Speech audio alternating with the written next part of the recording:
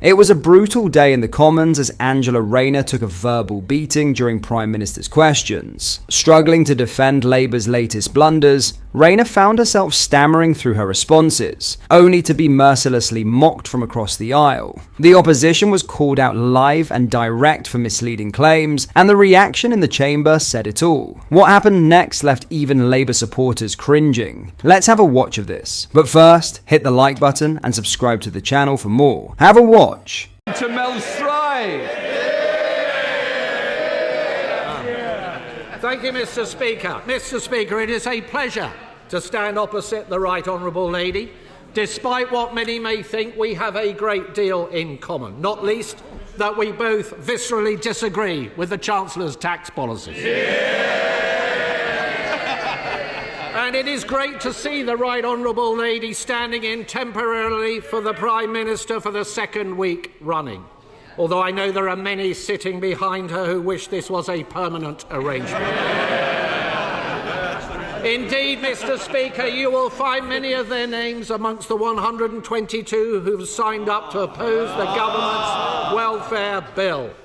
They say that the bill is dangerously rushed and ill thought through. So can the Right Honourable Lady explain why she thinks that she is right and 122 of her own colleagues are wrong? Deputy Prime Minister. Well, first of all, Mr. Speaker, it's nice to face the latest wannabe at your dispatch box. I'll tell the Right Honourable member why we're pressing ahead with our reforms, and that is because we're investing £1 billion into tailored employment support, a right to try to help more people back into work, and ending reassessments for the most severely disabled who will never be able to work. Mr. Speaker, we won't walk away and stand by and abandon millions of people trapped in the failing system, left behind by him and his colleagues.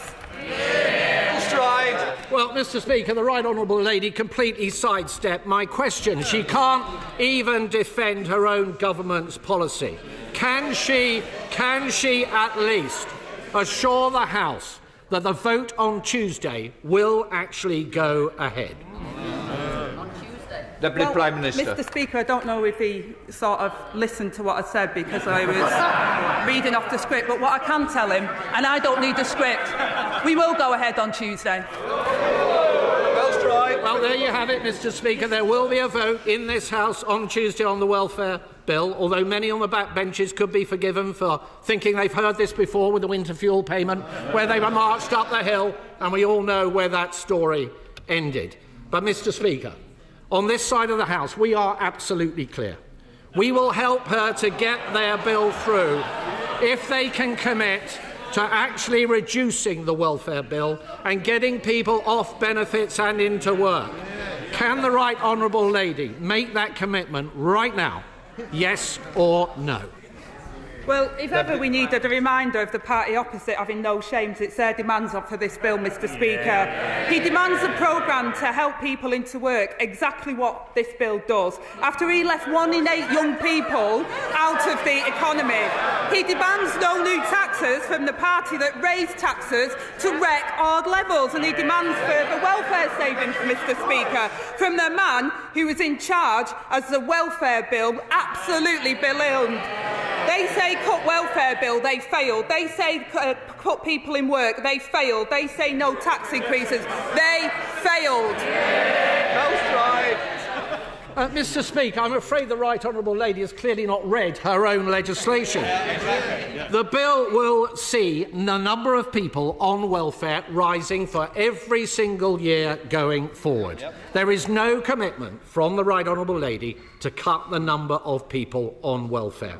And even if they manage to deliver these reforms, almost every respected economist now says tax rises are all but inevitable in the autumn. But after the budget, Mr. Speaker, the Chancellor said, and I quote, "I'm not coming back for more taxes." Mr. Speaker, British businesses have been hit again and again by Labour's economic mismanagement. They are desperate for certainty. So can the Right Honourable Lady give them that certainty now and repeat to the House the Chancellor's promise not to raise taxes at the budget. Deputy Prime Minister. Well, Mr. Speaker, this is a bit rich. Unbelievable. Inflation above 11%.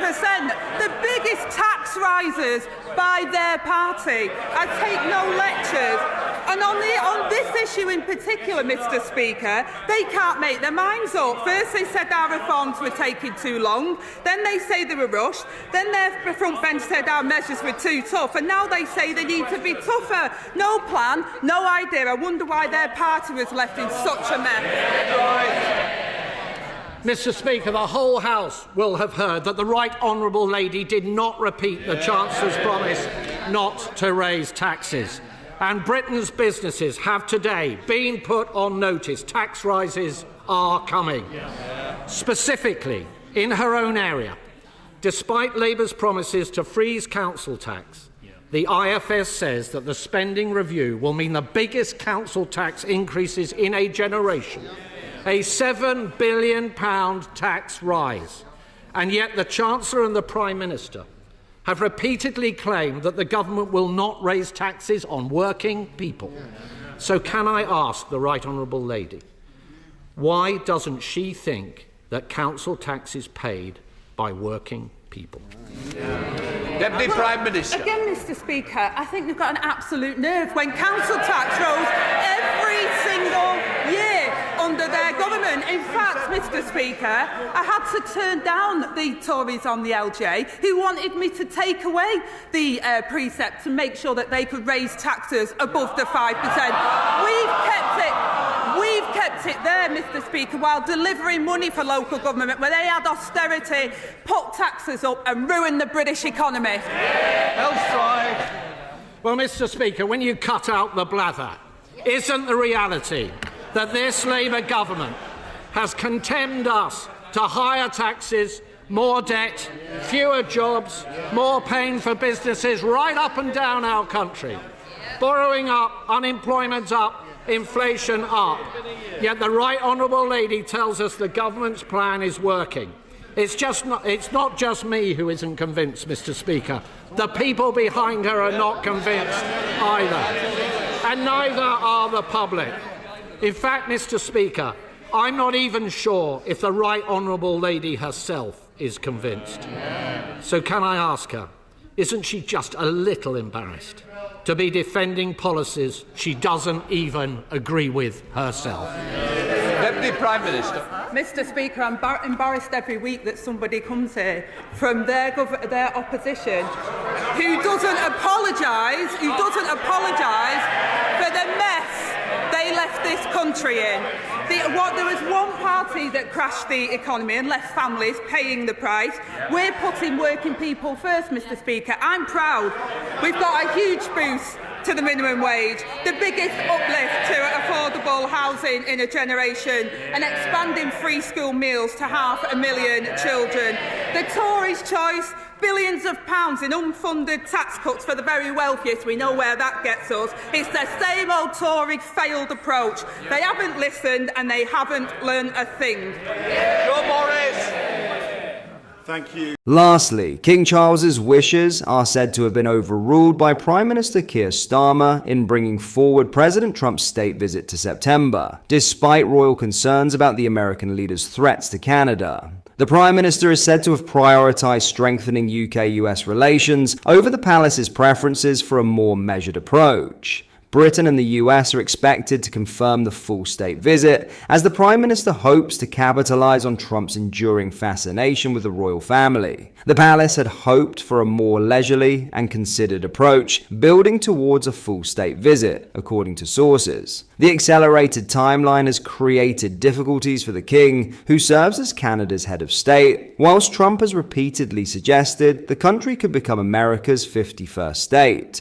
King Charles had originally proposed an informal visit first, with a full state visit to follow later in Trump's second term. However, the president made clear that his preference was for a full visit first, which would not be overshadowed by an informal handshake picture, sources revealed to the Times. The formal process has already begun, with the Manu Regia, the official document required to initiate a state visit, signed by the king and hand-delivered to the White House. Trump has publicly confirmed he will travel to the UK in September for what he described as a fest. The visit will include full ceremonial treatment, marking an unprecedented second state visit by a US president. The palace explicitly raised concerns about Trump's rhetoric regarding Canada, viewing it as grounds to delay the state visit. One senior source revealed that a palace aide told government officials the king did not want to fate Trump with a state visit, while the president was impugning his sovereignty over Canada.